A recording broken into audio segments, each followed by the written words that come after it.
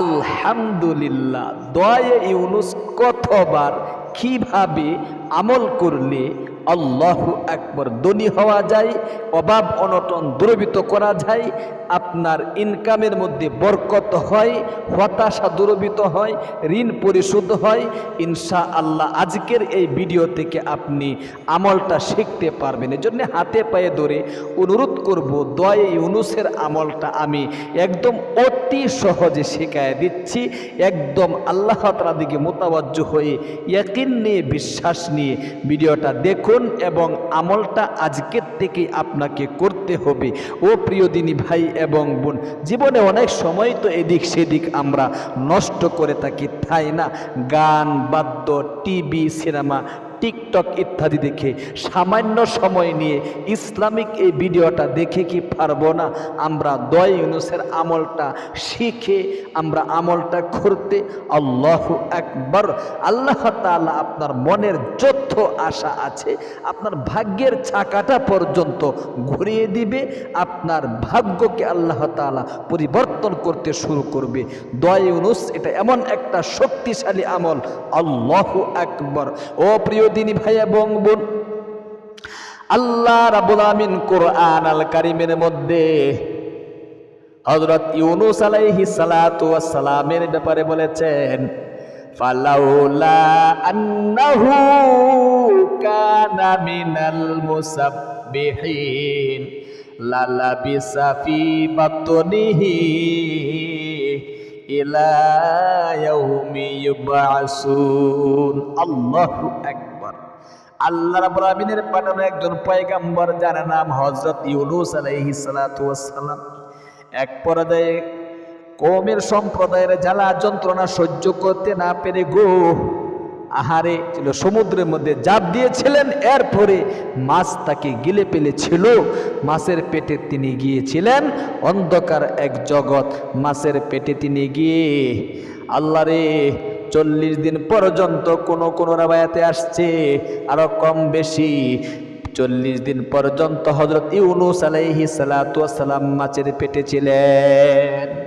আর এই মাছের পেটে থাকাকালীন আল্লাহ তাআলার নিকট তিনি এই তাসবিহটা বেশি বেশি করে পাঠ করতেছিলেন। আল্লাহ তাআলা বলতেছেন, ফালাউলা আন্নাহু কানা মিনাল মুসাব্বিহিন। আহারে ইউনুস যদি আমার নিকট এই তাসবিহ পাঠ না করতো, লালাবিসা ফি বাতনিহি ইলা ইয়াউমি ইউবআসুন, কিয়ামত পর্যন্ত তাকে ওই মাছের পেটেই থাকতে হতো।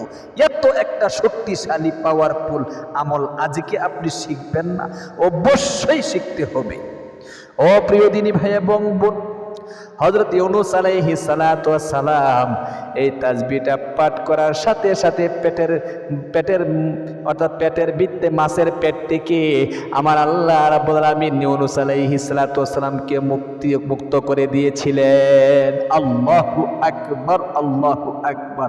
সুতরাং আপনি আমি কি পারবো না এই শক্তিশালী তাসবিহটা, এই শক্তিশালী দোয়াটি পাঠ করে পরিবার সংসার থেকে অভাব অনটন দূরীভূত করতে, দুঃখ কষ্ট দূরীভূত করতে, ইনকামের মধ্যে বরকত আনতে, ভাগ্যের ছাকাকে ঘুরিয়ে দিতে অবশ্যই কিন্তু পারবো। তাহলে একটি নিয়মের ভিত্তিতে আমলটা করতে হবে। যদি আপনার হাতে আমলটা করার জন্য 5 থেকে 10 মিনিট সময় যদি থাকে, আপনি অবশ্যই আমলটা করতে পারবেন। পরিবার সংসারে শান্তি আনার জন্য, ইনকামের মধ্যে বরকত আনার জন্য 5 থেকে 10 মিনিট সময় অবশ্যই আপনাকে ব্যয় করতে হবে। আপনি সুন্নত তরিকায় ওযু করবেন, ভালো করে প্রত্যেকটা অঙ্গ প্রত্যঙ্গ 3 বার করে দৌত করতে হবে। সাবধান মহিলা মা বোনদেরকে একটা কথা বারবার বলে থাকি ভিডিওর মধ্যে, অনেক মহিলা মা বোনদের নাকের মধ্যে ফুল থাকে, হাতে আংটি থাকে, নখ পালিশ ব্যবহার করে থাকে। এই সমস্ত জিনিস ব্যবহার করে ওযু করলে সারা জীবন ওযু করে যাবেন, আপনার ওযু কিন্তু হবে না। আংটি নড়ায়া চড়ায় এরকমভাবে নড়াতে হবে, চড়াতে হবে, নাকের ফুল নড়াতে হবে, চড়াতে হবে, পানি প্রবেশ করাইতে হবে। আপনার হাতে যদি নখ পালিশ থাকে তুলে ফেলতে হবে, অন্যথায় এটা কিন্তু পানি আপনার চামড়ার ভিতরে প্রবেশ করার জন্যে অবশ্যই এটা কিন্তু প্রতিবন্ধক, ওযু হবে না। সুন্নত তরিকায় ওযু করে আপনি আকাশের দিকে তাকিয়ে একবার কালিমায়ে শাহাদাতটা পাঠ করবেন। ও হ্যাঁ, ওযু শুরুতে একবার আপনাকে বিসমিল্লাহ বলতে হবে। বিসমিল্লাহ বলে তারপরে ওযু শুরু করবেন। বিশ্বনবী বলেছেন ওযু শুরুতে বিসমিল্লাহ যদি না বলা হয় তাহলে অবশ্যই ওযু কিন্তু অসম্পূর্ণ থেকে যায়। এই জন্যে সুন্নত তরিকায় ওযু করে ওযুর শেষে আকাশের দিকে তাকিয়ে কালিমায়ে শাহাদাত একবার পাঠ করবেন। আশহাদু আল্লা ইলাহা ইল্লাল্লাহু ওয়াহদাহু লা শারীকা লাহু ওয়া আশহাদু আন্না মুহাম্মাদান আবদুহু ওয়া রাসূলুহু। আল্লাহু আকবার। এরপরে আপনি বিশ্বনবী মুহাম্মদ আরবি সাল্লাল্লাহু আলাইহি ওয়াসাল্লামের শিখানো সালাতুল হাজত 2 রাকাত নামাজ আপনি পড়ে দুটি ছোট ছোট সূরা দিয়ে কিবলামুখী হয়ে বসে আপনি 1 নম্বরে নামাজের দুরূদ শরীফটা একবার পাঠ করে নেবেন। এটা শ্রেষ্ঠ, বুখারী শরীফের মধ্যে উল্লেখ করা হয়েছে শ্রেষ্ঠ দুরূদ। সুতরাং শ্রেষ্ঠ দোয়াটি পাঠ করার আগে শ্রেষ্ঠ দুরূদ আপনি একবার পাঠ করে নেবেন। একদম সহি শুদ্ধ উচ্চারণে শিখাইয়া দিচ্ছি, পাঠ করুন আল্লাহুম্মা বলেন।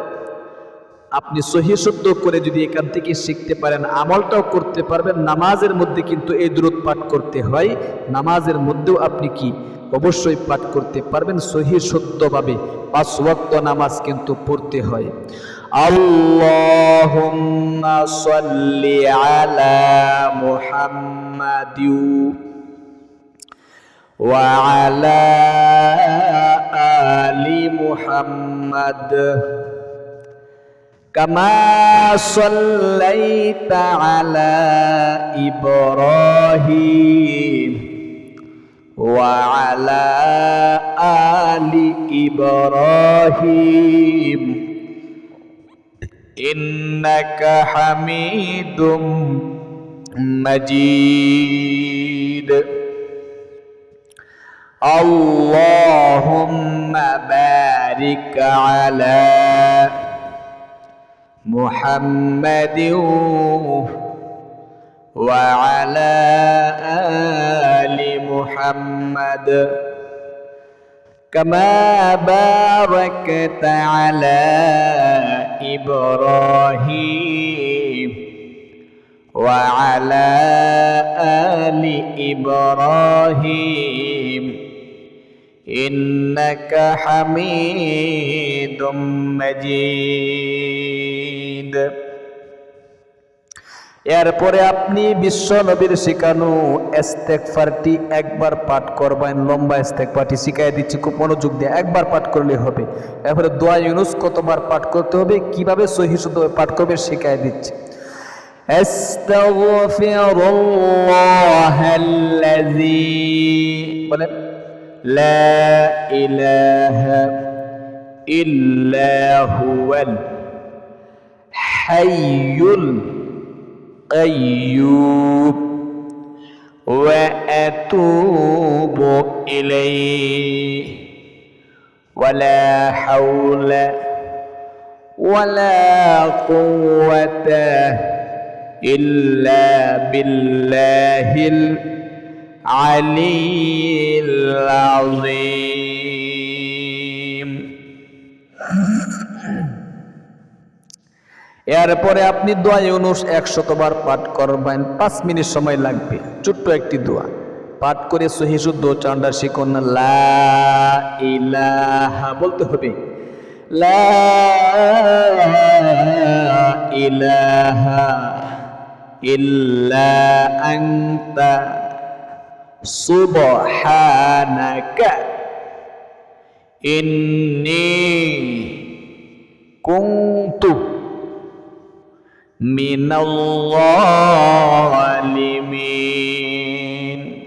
আবার লা ইলাহা ইল্লা আনতা সুবহানাকা ইন্নী কুনতু মিনাল যালিমিন। আরেকবার লা ইলাহা ইল্লা আনতা সুবহানাকা ইন্নী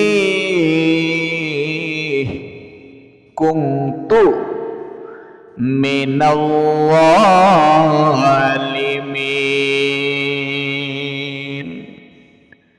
এরপরে আপনি সংক্ষিপ্ত মোনাজাত করবেন। মোনাজাতে আপনার যত চাওয়া পাওয়া আছে, 1 নম্বরে জীবনের যৌবনের গুণাগুলোর জন্য মাপ চাইবেন।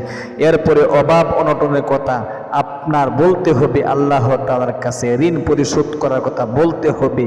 এরপরে আপনি টাকা পয়সা ধন দৌলত গাড়ি বাড়ি যা কিছু চাওয়ার আল্লাহ তাআলার নিকট চাইতে হবে। বিশ্বনবী বলেছেন, জুতার একটা পিতাও যদি ছিঁড়ে যায় আল্লাহ তাআলার নিকট চাও, জুতার পিতা পর্যন্ত আল্লাহ তাআলা তোমাকে দিয়ে দিবে। একবার বলুন সুবহানাল্লাহ। তাহলে প্রিয় দিনী ভাই এবং বোন, আমলটা অবশ্যই মন থেকে নিজেও করি, আরেকজন ভাই বোনকে একটা শেয়ারের মাধ্যমে আমলটা করার সুযোগ করে দিই। আর আমাদের ইসলামিক এই চ্যানেলে আপনারা যুক্ত থাকুন। ইসলামিক ভিডিওগুলো আপনারা যতক্ষণ পর্যন্ত দেখবেন, আমল যদি নাও করেন ততক্ষণ পর্যন্ত আল্লাহ তাআলার ফেরেশতারা আল্লাহর কথা শুনলে, রাসূলের কথা শুনলে, কোরআন হাদিসের কথা শুনলে ফেরেশতারা আপনাদের জন্য নেকি লিখতে থাকে। একবার বলুন সুবহানাল্লাহ। ভালো থাকুন, সুস্থ থাকুন। আসসালামু আলাইকুম ওয়া রাহমাতুল্লাহি ওয়া বারাকাতুহু।